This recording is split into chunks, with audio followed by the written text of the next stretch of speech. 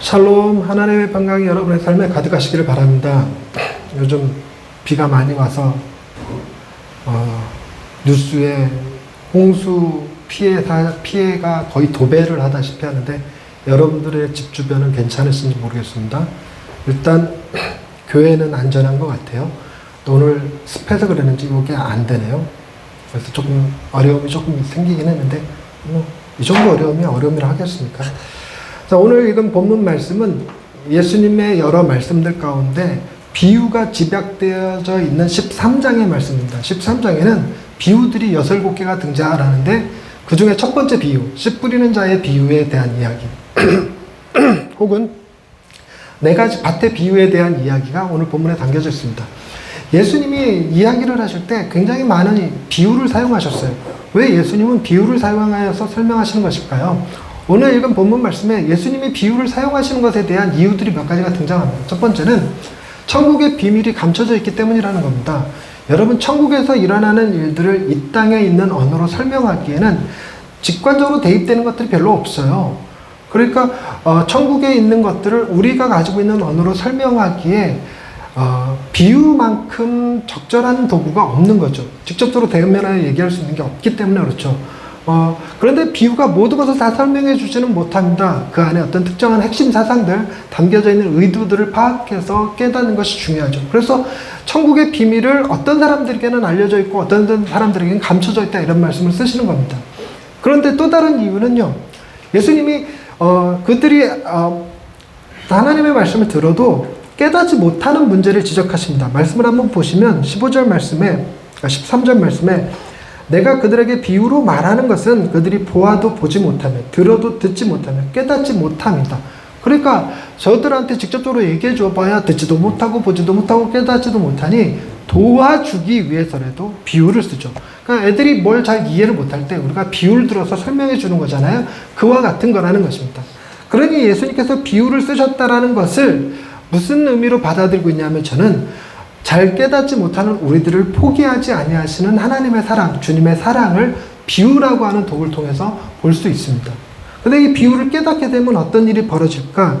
15절 말씀을 보면 이 백성들의 마음이 완악하여져서 그 귀는 듣기에 둔하고 눈은 감았으니 이는 눈으로 보고 귀로 듣고 마음으로 깨달아 돌이켜 내게 고침을 받을까 두려워함이라. 구약에는 이렇게 기록되어 있지만 얘기는 뭐냐면 듣고 깨달으면 무슨 일이 벌어지느냐? 고침을 받는다는 겁니다. 예수님은 우리가 그렇게 되기를 원하셨어요. 그러니 잘 듣지 못하고 보지 못하고 깨닫지 못하는 자들을 포기하지 않으시고 비유로라도 설명해서 깨달아서 주님께 와서 고침받는 일들이 일어나기를 주님이 원하셨다는 것이죠. 그럼 오늘 읽은 본문 말씀 씨 뿌리는 자의 비유에서는 주님의 어떤 마음이 담겨져 있을까요? 여러분, 씨 뿌리는 비유는 주일학교를 명문으로 다니신 분들은 다들 기억하실 거예요. 이렇게 워낙 자주 들었죠.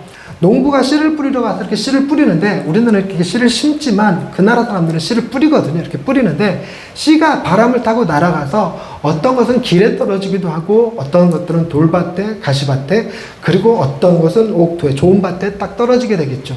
그런데 길가에 떨어진 밭을 사람들이 밟아버리거나 새들이 와서 집어먹겠죠. 웬떡이 하고 먹어버릴 겁니다. 그리고 이 돌밭에 떨어진 씨들은요, 이렇게 뿌리가 나서 좀 자라는 것 같다가도 이렇게 햇볕이 딱 뜨는 순간 말라버리는 일이 벌어져서 돌밭에 떨어진 씨들은 열매를 맺지 못합니다. 또 가시밭에 떨어진 씨들은 어떨까요? 가시밭에 떨어진 씨들은 뿌리가 내려서 좀 자라는 것 같으나 어느 정도 자라면 가시들이 다 기운을 막아버려갖고 성장을 하지 못합니다. 그래서 정작 열매는 어디서 맺히냐면 좋은 땅에 떨어진 씨들을 통해서 열매가 맺혀지게 되어 있죠. 그럼 궁금한 거 그럽니다. 그럼 왜 이 씨 뿌리는 자가 그럼 좋은 밭에만 씨를 뿌리지 왜 돌짝밭, 가시밭, 길가밭에도 씨를 뿌리는가, 이런 생각을 하기가 쉽거든요. 저는 그런 생각을 했거든요. 근데 생각해 보면요, 길가 밭이 따로 있는 게 아니라 밭 전체가 한가운데는 잘 일구어진 땅이고 그 옆에로 가시들이 좀 있고 길에 가까운 곳에 돌들이 있고 그리고 길이 있는 하나의 밭인 거죠. 하나의 밭. 그 하나의 밭에 이렇게 뿌렸더니 이렇게 덜어는 날아가서 저쪽 외곽에 바깥쪽에 떨어지기도 한다는 얘기일 것입니다. 그런데 이 이야기를 통해서 우리는 세 가지를 살펴보기를 원합니다. 첫 번째는 하나님은 우리에게 열매를 원하셨다라는 사실이고, 두 번째는 우리가 그런 열매를 내지 못했다는 것이고, 세 번째는 우리에게 좋은 밭이 되시는 예수님이 계신다는 이야기를 본문을 통해서 하려고 그래요. 여러분, 이 열매라는 개념은요, 이 이미지는요, 구약에서부터 굉장히 자주 사용되어지는 이미지입니다. 여러분, 하나님이 에덴 동산을 만드시고 그 안에 절대로 먹어서는 안 되는 열매 하나를 두셨죠. 그게 뭐였습니까? 선악과였습니다. 즉 인간의 범죄가 어디서부터 왔냐면 잘못된 열매를 먹는 것에서부터 왔어요. 그리고 하나님이 아담과 하와를 에덴 동산에서 쫓아내신 후에 그들이 그 에덴 동산에 와서 이 열매를 먹지 못하게 하려고 두루 도는 불칼과 천사들로 하여금 지키게 만드신 열매가 있습니다. 그 열매가 뭐였냐면 생명을 얻게 하는 열매라고 해서 생명실과라고 불려지는 나무였어요. 그거를 먹으면 사람이 영생할까봐 하나님이 그 길목을 막아서 못 들어가게 했던 것입니다. 그러니 우리가 구약의 전체 지금까지 얘기들 속에 열매라고 하는 개념, 그 이미지 없이 설명하기는 쉽지 않아요. 그래서 이스라엘 백성들을 하나님이 뭐라고 그러냐면 너희는 포도나무라. 그래서 너희에게 뭘 요구하냐면 열매를 요구한다. 여러분, 포도나무의 특징은요, 그걸 관상용으로 심는 사람도 없고요, 가구나 땔감으로 쓰기 위해서 심는 사람도 없습니다. 포도나무를 심는 유일한 이유는 뭐밖에 없냐면 포도 열매밖에 없거든요. 그런데 하나님께서 이스라엘을 포도나무라고 그랬는데 그들에게 열매가 없으면 하나님이 그들을 심판하시는 거죠. 구약은 그래서 열매 맺지 못한 이스라엘 백성들이 하나님 앞에 어떤 책망과 심판을 받았는지에 대한 얘기들이 계속 반복적으로 나옵니다. 신약이라고 다르지 않죠. 여러분, 신약도 마찬가지로 나무 뿌리에 도끼가 놓였으니 이거 맺지 않는 나무들마다 다 찍어서 불에 던져버리라. 뭘 맺지 않는 나무? 열매 맺지 않는 나무입니다. 그리고 우리가 너무나 쉽게 기억하는 거 있죠. 예수님이 무화과 나무를 저주해갖고 말라 비틀어져 버리게 만든 사건이 있습니다. 그 무화과 나무가 뭘 잘못했기 때문에 말라 비틀어졌던 건가요? 열매가 없었기 때문에 그렇습니다. 그래서 열매라고 하는 이미지는 굉장히 중요해요. 그래서 하나님 우리에게 열매를 맺으라고 그랬고, 신약에서는 서신서의 말씀을 보면 성령의 9가지 열매를 우리에게 요구하신다라는 표현도 나오죠. 성령의 9가지 열매 혹시 기억하시는 분들 계시나요? 사랑, 희락, 화평, 오래 참은, 자비, 양성, 충성, 온유, 절제. 예, 저도 다 못 외워서 써왔습니다. 이 9가지 열매들을 우리한테 요구하고 계십니다. 마태복음 7장 20절 말씀에 굉장히 중요한 말씀이 쓰여있는데, 이러므로 그들의 열매로 그들을 알리라. 여러분, 저 같은 사람들은요, 열매가 달려있지 않으면 나무를 구별 잘 못합니다. 소나무나 뭐 열매 없이 안다 하시겠지만, 배나무, 사과나무 이런 거요, 열매가 맺힌 다음에 배나무네 사과나무네 이러지 그 전에는 구별을 잘 못합니다. 어떤 분들은 이렇게 조금만 자라도 이거 무슨 나무네 이렇게 얘기하는 사람 보면 신기해요. 어떻게 그렇게 잘알지 싶습니다. 근데 예수님도 역시 저 같은 사람이었는지 아니겠죠. 비유니까 그냥 열매로 그들을 안다는데, 좋은 열매 맺는 나무가 좋은 나무지 나쁜 열매를 맺는 좋은 나무는 없는 거예요. 그러니까 열매를 통해서 나무를 알 수 있는 것입니다. 열매를 통해서 우리를 알 수 있다는 것이죠. 그러면 우리는 열매가 있나요? 열매가 없다는 겁니다. 우리에겐 열매가 없어요. 하나님이 우리에게 열매를 요구하셨지만 열매를 맺지 못합니다. 오늘 본문의 이야기도 마찬가지예요. 하나님께서 씨를 뿌리는 것은, 농부가 농사를 짓는 것은 다른 거 없습니다. 곡식을 얻기 위함이에요. 열매를 얻기 위함입니다. 근데 열매를 맺지 못한다면 여러분, 그 밭은 어떻게 처리해야 될까요? 물론 좀 더 기경을 하고 거름을 주고 좀 더 옥토로 바꾸는 노력과 수고가 필요하겠지만, 그렇지 않다면 버려야죠. 팔아버려야죠. 지금 생각에 되게 말씀 준비하면서 장난처럼 농지가 열매가 없으면 상업지구로 변경하면 땅값 뛰고 좋지 않나 생각했는데, 이제 이 시대 때는 통하지 않는 얘기죠. 너무 진지한가 하면 어떻게 오늘 반응이 웃는 사람이 거의 없습니다. 고마워. 근데 오늘 이야기를 통해서 우리가 왜 열매를 맺지 못했는지를 한번 돌이켜보고 반추해보려는 겁니다. 여러분, 길가에 떨어진 씨는 누가 와서 먹어버렸다고 그랬죠? 새가 와서 먹어버렸다고 그랬습니다. 이것에 대한 예수님의 그 풀이가 있어요. 왜 그 말씀을 하셨는지에 대한 풀이. 19절 말씀입니다. 아무나 천국 말씀을 듣고 깨닫지 못할 때는 악한 자가 와서 그 마음에 뿌려진 것을 빼앗나니 이는 곧 길가에 뿌려진 자라는 겁니다. 길가에 뿌려진 자는 악한 자가 와서 빼앗았다는 거예요.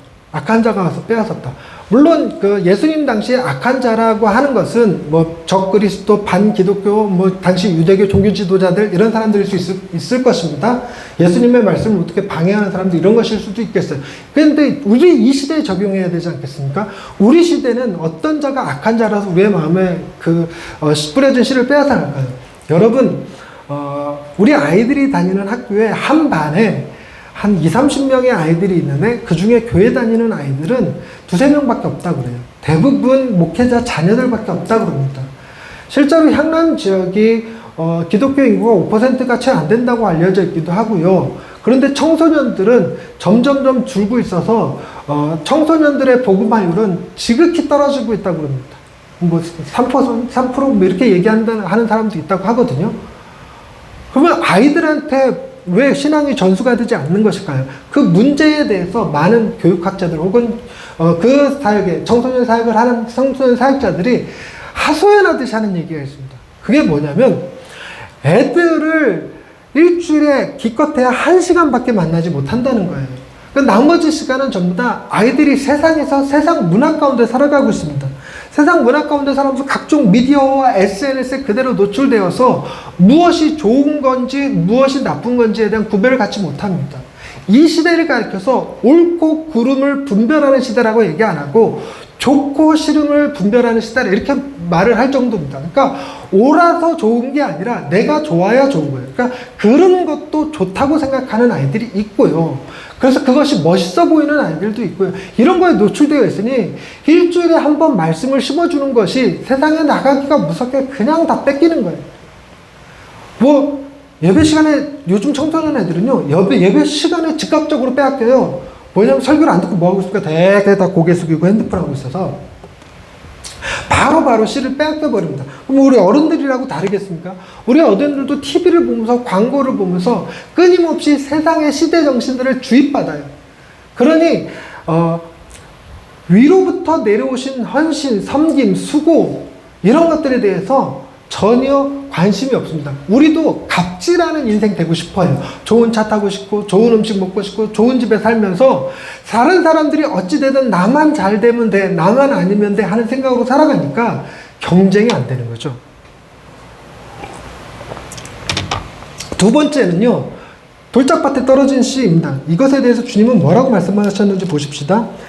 20절 말씀입니다. 돌밭에 뿌려졌다는 것은 말씀을 듣고 즉시 기쁨으로 받되 그 속에 뿌리가 없어 잠시 견디다가 말씀으로 말미암아 환난이나 박해가 일어날 때는 곧 넘어지는 겁니다. 두 가지 얘기가 나오죠. 뿌리가 없다는 것과 환난이나 박해가 일어나면 넘어진다는 거예요. 당연히 뿌리가 없으니까 조금만 어려운 일 생기면 넘어지는 게 당연하겠죠. 그러니까 뿌리가 있어야 되는데 뿌리가 있다 없다 이 말은 어떻게 이해하는 것인가? 여러분 하나님의 말씀을 받았을 때 우리는 다 기쁨으로 받기는 합니다. 아멘하고 받죠. 축복의 말씀이니까. 그런데 그 말씀이 가지는 의미를 제대로 이해하려는 노력과 수고가 사실은 잘 없어요. 그러니까 예수님이 우리를 위해서 십자가에 달려 돌아가셨다. 어우 감사합니다. 그로 인해서 내 죄가 해결되었네. 이러고 끝나는 거지. 내 죄가 무엇인지, 왜 예수님이 십자가에 달려 죽으셨는지에 대한 깊은 묵상이 없어요. 묵상이 없다고 보니까 세상의 다른 이단들이 쉽게 우리 믿는 사람들을 꼬드겨 갑니다.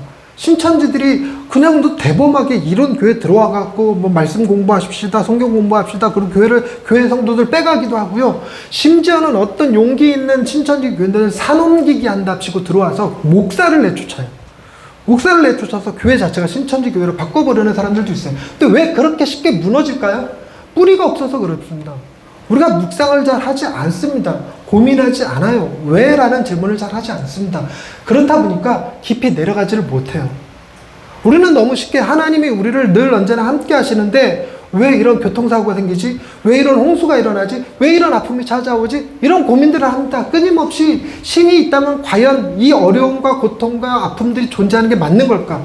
그러면서 기껏 한다는 소리가 신이 있다면 능력이 없는 것이고 능력이 있는 신이라면 그는 사랑이 없어서 이런 일들이 세상에 벌어진다. 이렇게 얘기한다는 거예요. 그러니 사랑의 신이란 능력 있고 사랑의 신이란 존재하지 않는다. 이런 말에 진짜 그런가? 이러고 넘어가 버려요. 이기적인 유전자, 진화론 이런 거에 우리의 마음이 쉽게 흔들려 버리죠. 뿌리가 없어서 그렇습니다. 그리고 세 번째는 가시밭에 떨어진 씨입니다. 여기에 대해서는 주님이 뭐라고 말씀하시나요? 22절 말씀입니다. 가시떨기에 뿌려졌다는 것은 말씀을 들으나 세상의 염려와 재물의 유혹에 말씀이 막혀 결실하지 못하는 자예요. 가장 흔합니다. 가장 흔합니다. 세상의 염려와 재물의 유혹 굉장히 커요. 여러분, 하나님을 대적할 수 있는 세상의 존재는 아무것도 없습니다. 그런데도 불구하고 예수님이 하나님과 동등처럼 여겨지는 한 가지가 있다고 말씀하신 게 있어요. 그게 뭐냐면 바로 돈입니다. 그래서 예수님이 뭐라고까지 말씀하셨냐면 하나님과 재물을 겸하여 섬길 수 없다 라고 표현했어요. 그만큼 우리는 재물의 유혹 앞에 많이 넘어집니다.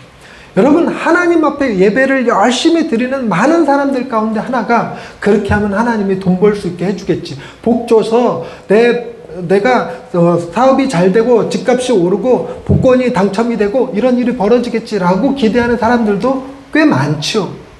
교회에 가서 사람들을 사귀고 교제하는 이유가 표를 얻기 위함이거나 물건을 팔기 위함인 경우도 많습니다. 그래서 가급적 여러분 다단계는 하더라도 교회 안에서는 일절 상업행위를 하시면 안 됩니다. 교회 와서 그런 거 하시는 거는 반대예요. 이 얘기를 왜 하고 있는지 모르겠는데 여러분들 가운데 다단계 하시는 분이 없어서 다행입니다만 하시더라도 절대로 저한테 들키지 마시기 바랍니다. 이렇게 재물은요 사람들의 마음을 굉장히 힘들게 합니다. 근데 다단계 하시는 분들이 교회 다단계 안 하는 게 좋겠다고 생각하는 게 뭐냐면 교회 올 때 은혜 받으러 오는 것이 아니라 오늘은 아무개 집사한테 이거 한번 팔아봐야지, 오늘은 저 청년한테 돌침대 한번 팔아봐야지, 이런 생각을 가지고 오니까 말씀이 들어갈 공간이 없어요. 공간이. 그리고 또 하나가 여러분 제가 전에도 말씀드렸는데 주식 하지 마세요. 하시더라도 주식 이야기는 교회 안에서 하지 마세요.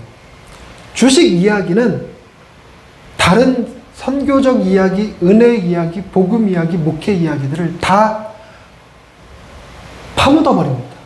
더 이상 다른 얘기를 할 수가 없어요. 계속 어느 주식이 올랐네, 떨어졌네, 얼마를 투자했네, 얼마를 손해봤네, 얼마나 올랐네, 목사님 기도해 주세요, 이번에 어떤 주식 샀는데 오르게 해주세요. 심지어 그런 분도 봤어요. 하나님이 계시를 주셨습니다. 어느 주식을 사면 대박 날 거라고.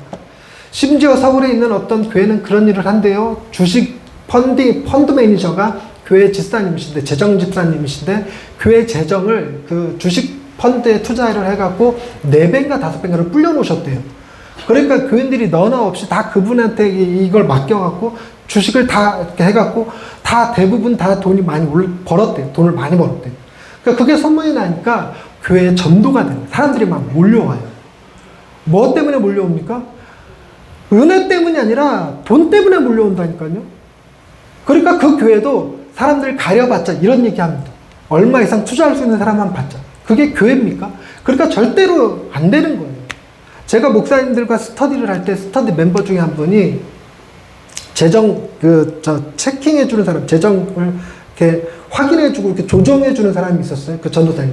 그분이니까 여러 기업들과 교회들의 재정을 이렇게 새는 거 없는지 이런 거 봐주는 사람이었거든요. 근데 저는 팀 켈러를 가르치는 일로 전 목사님들 다 모였는데 자기소개하다가 그분이 그런 일을 한다고 얘기를 딱 끝나니까 사람들이 그 다음부터 안 나와요. 그분 찾아가느라고. 가서 우리 재정도 좀 봐주세요. 어떻게 해야 되는지 좀 조언 좀. 다 그 얘기 들어요. 와, 우리가 복음 얘기하다가 재정 하신다는 그분 한 명 딱 나타나니까 그냥 그 모임이 와야 돼 버렸습니다. 그래서 여러분, 주식이 나쁘다는 얘기를 하려는 게 아니라 하지 마세요. 우리 교회의 목적과 안 맞습니다. 교회는 돈이 있으면 선교에 쓰는 거지 주식 투자하는 게 아니에요. 이런 것들이 우리 마음에서 씨를 빼앗아가 버려요. 교회 자체가 그런데 너무 연약해서 넘어가 버립니다. 그래서 건물을 사야 된다, 땅을 사야 된다 이런 얘기를 교회들이 너무 쉽게 합니다. 그래야지 된다라고 얘기하는 게 뭐예요? 은혜 때문이 아니라 재정 때문에 이런 거죠. 세상에 염려가 많죠. 여러분, 그 목사님, 우리 앞으로 힘든 상황이 오면, 불경기가 오면 어떡합니까? 이제 직장에서 쫓겨나면 어떡합니까? 노후는 어떻게 준비합니까? 그러니 당연히 돈 얘기할 수밖에 없죠. 이게 세상의 염려예요. 하나님이 우리 삶을 먹이고 입히신다는 믿음이 없으니까 내 삶을 내가 통제하고 싶은 욕구에 그런데 함몰되어 버려서 말씀이 열매를 맺지 못합니다. 결국 결론적으로 얘기하자면 우리는 열매가 없다는 거예요. 하나님께서 우리에게 열매를 요구하셨으나 열매가 없다는 거죠. 그럼 생각하기에 그럼 좋은 밭에 떨어졌을 때 30배, 60배, 100배가 있지 않느냐. 그 열매가 우리한테 있느냐는 겁니다. 없다는 거예요. 우리한테 없어요. 심지어 목사인 저도 세상의 염려와 재물의 유혹이 너무 커요. 환란이나 박해가 오면 감당할 자신이 없습니다. 하필이면 이번 주에 제가 침묵이라고 하는 책을 읽었는데, 침묵이라는 책이 1600년도에 그 일본에서 있었던 그 기독교인 탄압, 천주교인 탄압 사건입니다. 박해 사건인데, 그 박해에 천주교 신부 두 분이 네덜란드 신부 아닐 수도 있겠다. 나라 이름 정확치 않네. 헷갈리네. 두 분이 배교를 했어요. 왜 배교를 했는지, 왜 하나님을 부정했는지 그걸 추적해 나가면서 쓴 소설입니다. 엔도 슈샤크라고 하는 작가가 쓴 책이고 노벨상 후보에도 몇 번 올랐다고 그래요. 그런데 그 책을 읽으면서 와, 나도 이 정도의 박해가 오면 주를 부인하겠구나 싶은 정도였습니다. 너 예수 안 믿으면 죽여? 이거가 아니라 그 신부님들이 전도한 사람들을 이렇게 그 구덩이에다가 매달아 놓고 여기 귀 밑에 구멍 뚫어서 피 흘리게 하고 천천히 죽어가게 하는 거예요. 죽어가게 하면서 신부님 당신이 배교하지 않으면 저 사람들 다 죽습니다. 그러면서 예수님의 초상화가 그려져 있는 동판을 하나 내주면서 그거 밟으면 저들을 살려주겠습니다. 이렇게 얘기하는 거죠. 저는 감당 못합니다. 여러분들을 괴롭히면서 저들을 예수를 부인하라고 하면 바로 예수 부인할 것만 같아요. 환란이나 박해가 오면 그냥 넘어지는 거죠. 그때 그 신부님이 그 책에서 그런 얘기를 합니다. 예수님이 음성을 들어요. 밟아라, 밟아라. 나는 밟히기 위해서, 너희에게 밟히기 위해서 이 땅에 왔느니라. 그래서 밟고 사람들을, 전도된 그 일본 사람들을 살게 했다는 얘기예요. 과연 그 배교가 잘못된 거가 맞을까? 당연했던 거 아닐까? 이런 고민들을 하게 하는 책이었습니다. 여러분, 목회자의 고민에도요, 일주일 내내 성경만 보고 있는 게 아니잖아요. SNS에 뺏깁니다. 페이스북 하면서 어떤 목사님 막 성지순례 갔대, 어떤 목사님 무슨 자동차 샀대, 어떤 목사님 자전거 사이클 타고 뭐 전국을 어떻게 돌아다녔대, 이런 얘기 들으면요, 마음이 쉽게 흔들려요. 그러니 목사도 열매가 없어요. 별로 내놓을 게. 저라고 내놓을 게 있겠습니까? 없습니다. 그러면요, 무슨 생각을 하게 되냐면, 그럼 우리는 뭘로 먹고 살지? 열매가 없다는 얘기는 하나님께 드릴 열매만 없는 게 아니라 우리가 먹고 살 열매도 없다는 거 아닙니까? 우리의 영혼을 살찌울 수 있는 방법이 없는 거고, 우리의 영혼을 살게 할 수 있는 방법도 없는 거 아닙니까? 그래서 이 문제를 해결하기 위해서 예수님이 오셨다는 거예요. 여러분, 예수님은 한 알의 밀알이 땅에 떨어져 썩어서 많은 열매를 맺게 하시는 것이 자신의 사역이라고 표현하실 정도로 열매로 자신을 많이 표현했어요. 요한복음에 하면 예수님이 뭐라고까지 얘기는, 나는 생명의 떡이다라고 말씀하시기까지 하셨죠. 여러분, 우리가 1년에 몇 번씩 성찬식을 하잖아요. 성찬식 할 때 떡은 무엇입니까? 예수님의 살.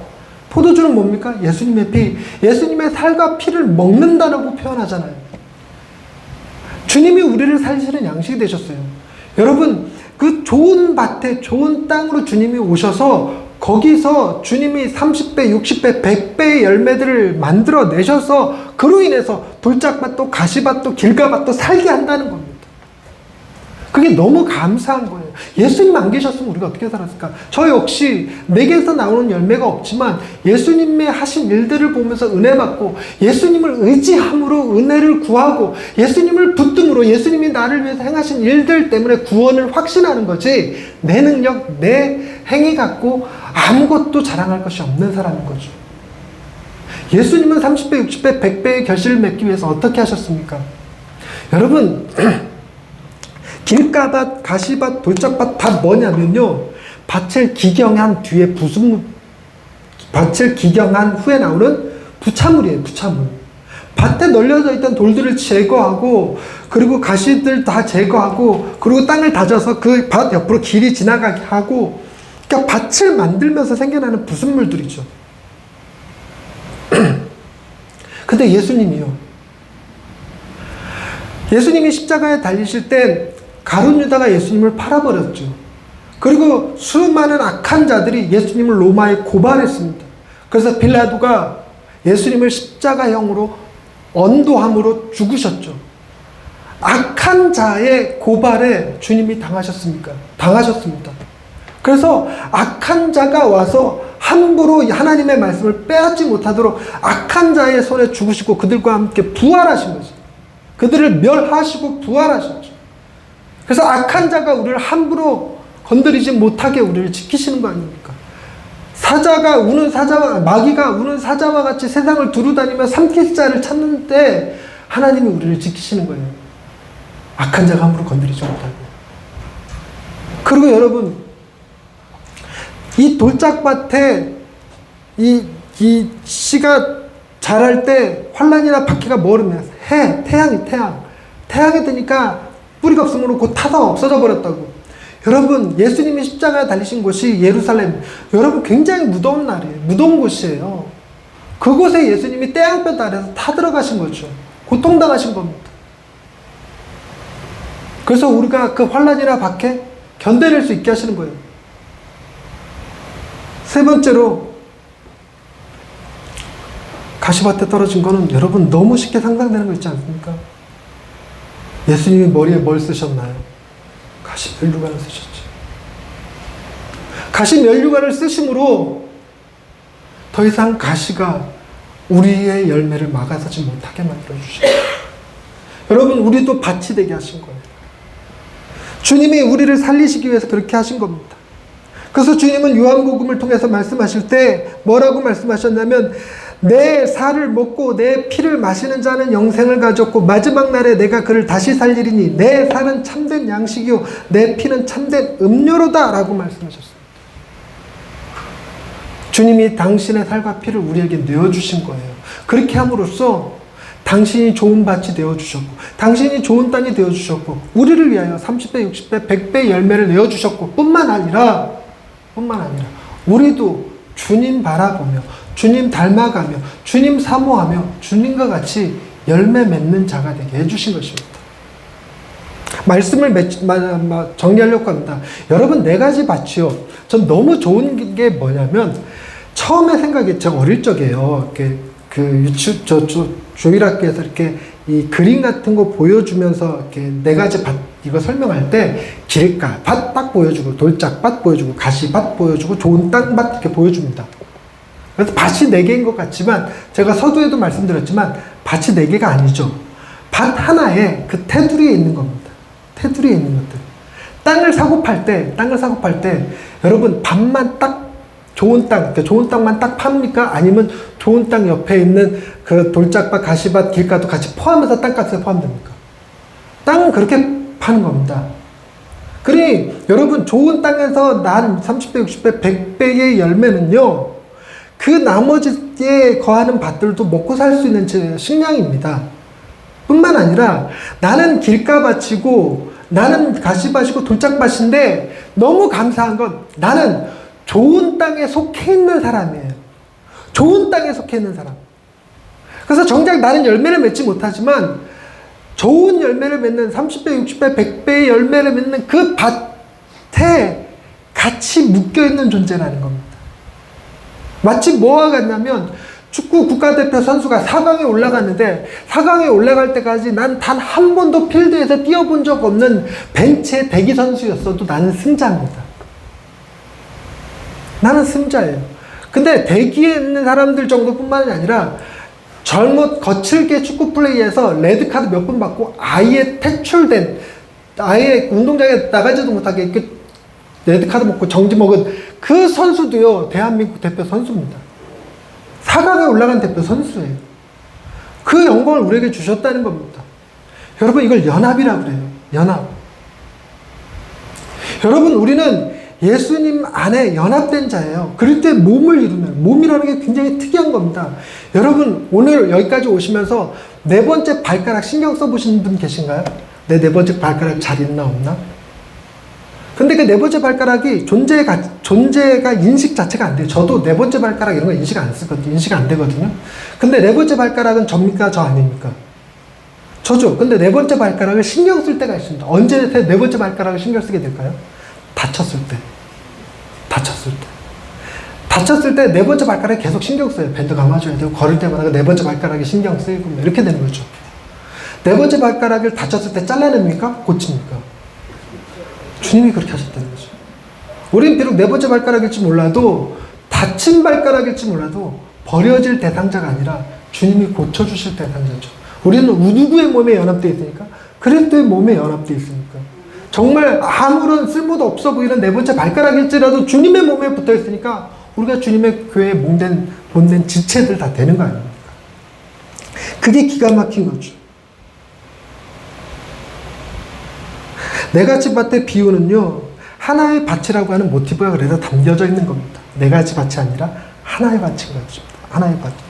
하나님은 우리가 예수님께 연합함으로 열매를 맺는 자들이 되게 하셨고, 예수님께서 행하신 모든 일의 결과를 누릴 수 있게 하셨습니다. 우리는 악한 자의 손에 십자가에 달리시고 뜨거운 태양 아래 건디시며 가시로 멸류관을 쓰신 주님으로 인해서 우리의 밭이 기경되고 있습니다. 여러분이 가시밭입니까? 주님으로 인해서 그 가시가 제거될 거예요. 돌짝밭이십니까? 주님으로 인해서 그 돌이 제거될 겁니다.